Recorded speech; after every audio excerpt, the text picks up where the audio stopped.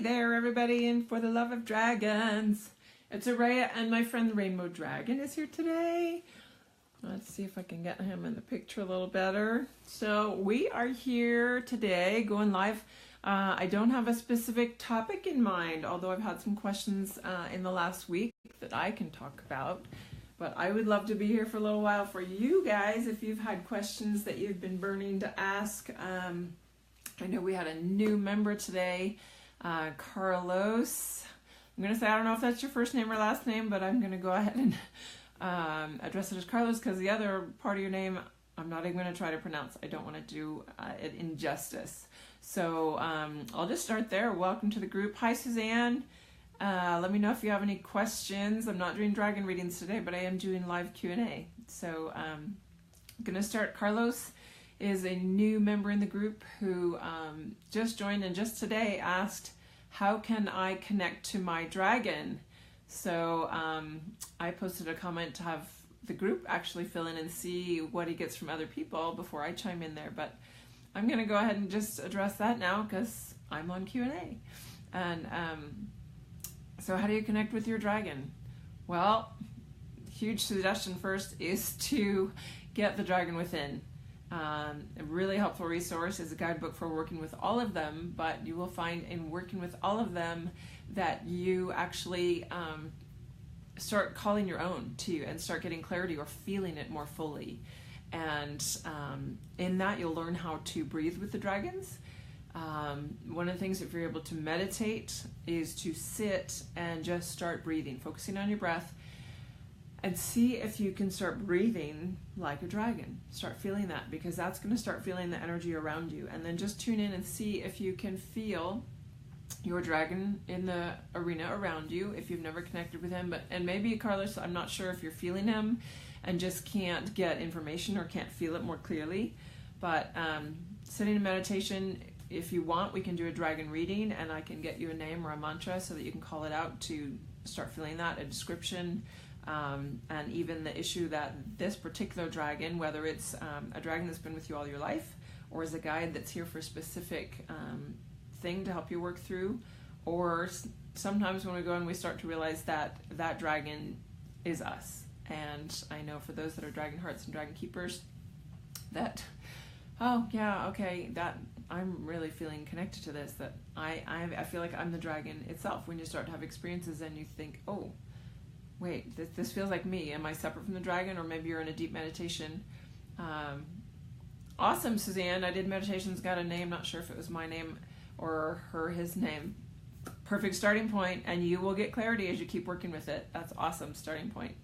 And that's what I'm saying for Carlos. Sit, and if you want help, I do 20-minute dragon readings to get that name, get that energy flowing, get a description, see what they're working with you. And as you start to tune in, you will eventually feel, well, I'm having these experiences. I go off in meditation and I'm flying, but I feel like I'm the one flying. I'm not on their back. I'm actually the dragon, and I'm seeing things through dragon eyes, and I'm experiencing my wings, or I'm experiencing my serpentine body and moving through the earth or through the water. And so just taking it step by step and calling it in, because the more you desire it and show your desire both to Mother, Father, God, and to the universe, then it can start coming to you. And so you're off to a great start, because you've joined the group and you put the question out there, and that's going to be what opens the door. So great start. I'm going to see, I know there's a couple other people here. I can only see Suzanne. I'm not sure why I can't see the other two, but welcome everybody. If you have any questions, please post them. I'm doing Q&A right now, and I'm going to address another question that came up last week. You know, I'm still doing interviews for the Way of the Dragon Heart program. We do start next week, and applications are still available because there's some spots still open. But in one of the interviews with someone, we ended up talking near the end of it. They were asked, they said, well, you know, your approach to the dragons. Hi, Theresa.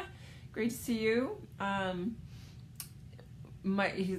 He said, your approach to the dragons feels really cosmic. And I'm just so curious about that, because it's so different than like any exposure I've had through Wiccan systems or whatever, and it is very different. And I absolutely feel that Yes, my experience with the dragons is cosmic, universal, multi-universal, because the dragons are, in my experience, the most ancient of beings. They are from some of the furthest realms, and they help bring into place and hold the matrices for other universes to be created.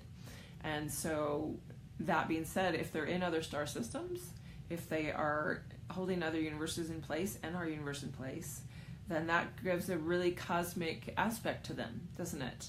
And in my experience, and I will admit, just right up here, caveat, before I speak about the Wiccan aspect, because I have not done Wiccan practice, but I've been around or read some things, and what I see with the difference with Wiccan practice, or even any of the old pagan worship, is they are very grounded in the elemental dragons.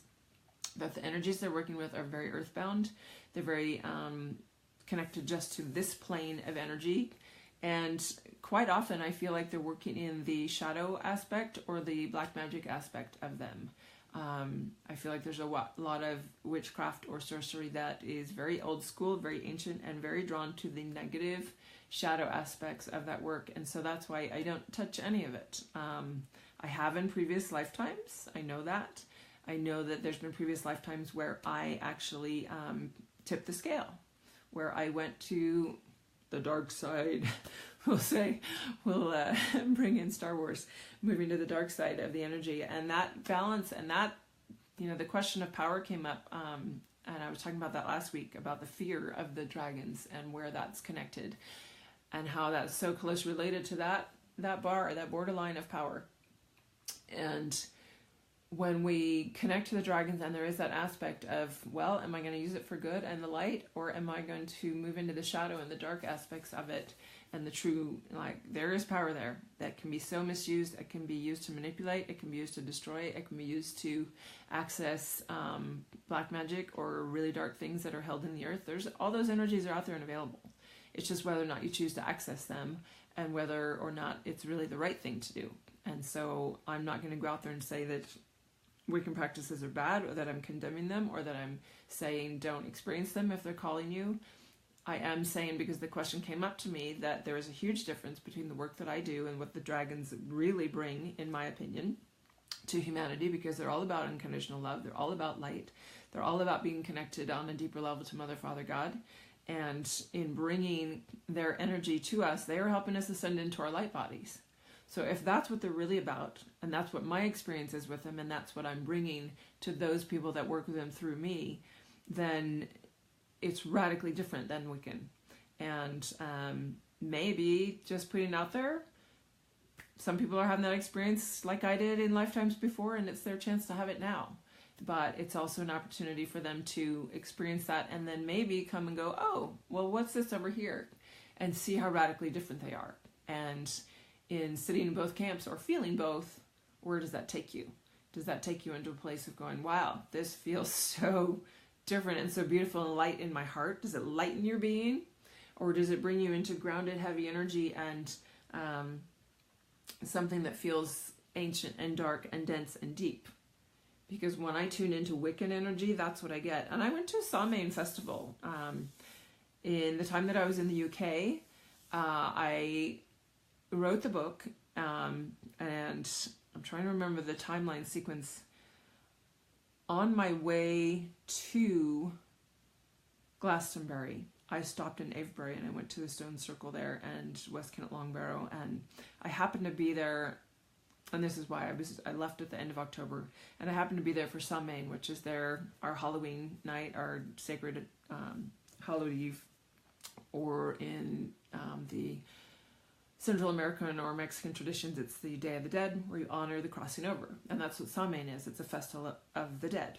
It's where they come and celebrate and honor and send wishes to help all their loved ones who have crossed over into spirit in the last year since the previous Samhain, to help them cross over. And you do feel all the spirits around you, all the families come, and there's a huge circle around the stone circle, and the power of the stone circles is huge and incredible, and they're doorways. And so they have that festival there, and it goes on till 2 or 3 in the morning, and everybody that's there, and I think there were 80 to 100 people in the circle, and everyone has an opportunity to speak, so it can go on many hours, right?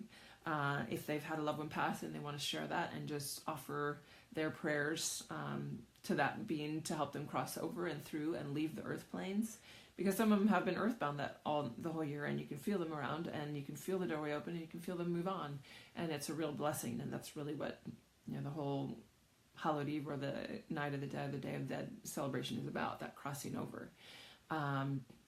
That said, that connected to the Wiccan energy, there were a lot of Wiccan and pagan people in that group, because that's a really big following in the old traditions around the UK.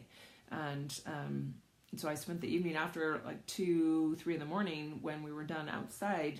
One of them, who was a Druid priest, had a gathering at his house where there was food and conversation and music, and he had a huge basement down below where people that were tired could take a rest and nap, and people just sat in small circles. And I don't do this very often, but I stayed up all night until dawn, and then at dawn they go and they finish it at a different place where they release something. I can't, because I was so tired, I don't honestly remember what we did the next morning, but I know that it went on all night, and then at dawn there was the final piece.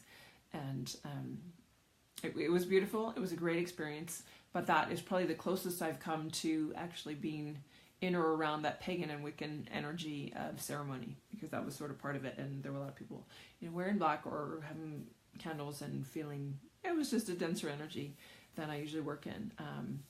So that's my take on that, and you can take it or leave it and explore more. You can correct me or post something back about the truth of Wiccan. If I'm way off, feel free. I don't claim to know everything. I just claim to know what I feel and experience. And so that's all I can share with you guys. I appreciate so much love going on, Theresa. Thank you. Does anybody there have any questions? Because I would love, I know there's 4 or 5 people on, and I would love to answer questions if you have any here today. Otherwise, we'll just call it a day. And we've got snow going on here. My boys are both home because we had a snow day from school. They love that. Although I got the call a couple hours later that we are actually adding a day into summer to get the required number of days in, which always is awful. Like, really? It's 3rd grade. Like, let it go. So we woke up to about 15 to 18 inches of snow on the ground here in Reno, which was beautiful, and there was snow still falling. The sun's trying to break out now, but we're supposed to have some more snow this afternoon. So the skiing's going to be amazing tomorrow, and I will say that these dragons in my household love to ski. Right? Right? We love to ski. Theresa, I need to go, but it was great to see you. Absolutely. So thankful for you tuning in. Have a great afternoon and weekend. And I will just mention again, for anybody that watches replay, Dragonheart applications are still available. If it's been calling you at all, please reach out. We do start next Wednesday. I'm pretty amped up for that, spring equinox. We're going to have the opening ceremony. And our first class is until the 27th. So we do have time to get you interviewed and get you aligned if the program is for you. If it's not, and that's not calling you, but you're wanting a dragon reading or you're wanting a one-on-one session, I do 75-minute sessions. It doesn't have to include dragons, but for those that are coming from this group, it almost always does. And we can work through whatever angles or questions or challenges that you're having in connecting with your dragons. Or if there's something going on in your life that you need assistance with. I use my psychic medium gifts to go in and see what's going on emotionally or energetically, where the root thread is. And quite often we just go in the reading with an open mind of letting your guides and higher self show what you're ready to work through at this point, and let you know, like, hey, this is what's going to need changing first in my life. This is what needs direct attention right now. Quite often those threads go back to early childhood, scars and wounds that are shutting you down emotionally and creating recurring patterns in your life, whether it's relationships with people at work or your personal relationships, friendships, patterns of how people treat you or how you respond to certain things, or the same kind of thing keeps coming in. Like for me, one of my challenges, I continually feel like I always have to do everything, that I have to do it myself, especially if I want it done right.